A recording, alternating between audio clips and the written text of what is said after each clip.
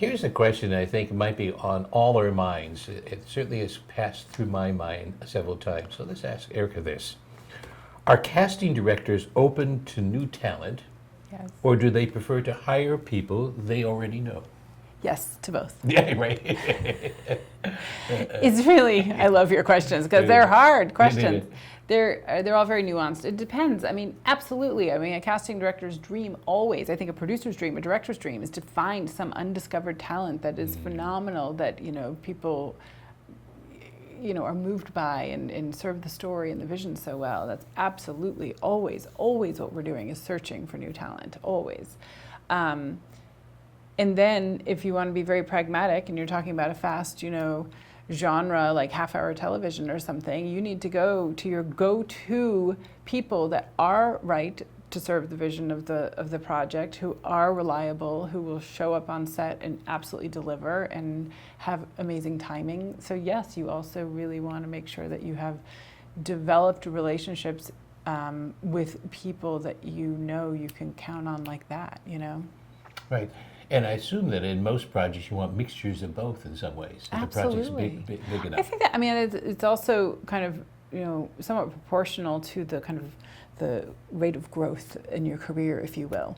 Because when you're starting out and there's very, very small roles or a background role or maybe a one-word role that is much more physically driven, and that's when you can kind of get your foot in the door, and that's where I can go find some great new face that I found in a show somewhere and ask them to come contribute to the project that way. And as the actor or performer grows and they are growing from, say, a co-star to a guest star role in television, or they're growing from a 1 or 3 line scene to a 2-page scene in a feature film, that's when you start relying on actors already, because really there's a process in casting where you kind of Sure, about experience. Follow the growth. One of my favorite things to do is to watch and there's websites to do this, to watch a star's first appearance. Yeah. Or watch a star's first sort of screen test. Yes. Those are really fun to watch. And what I've noticed with my watching is that they're not perfect.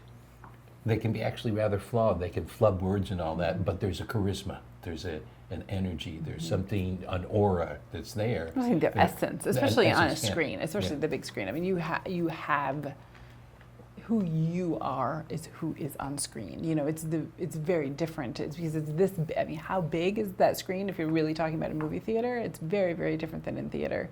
So it must be deeply satisfying to have a new talent walk in who has that, and you witness it. Yeah. There are a few people in my career who have had charisma that is just palpable, and it honestly, I have a physical reaction. My heart just kind of stops. And it's not starstruck, because these are not stars, but they were people that just demanded attention, and it was just fascinating, unbelievably fascinating. So yes and yes.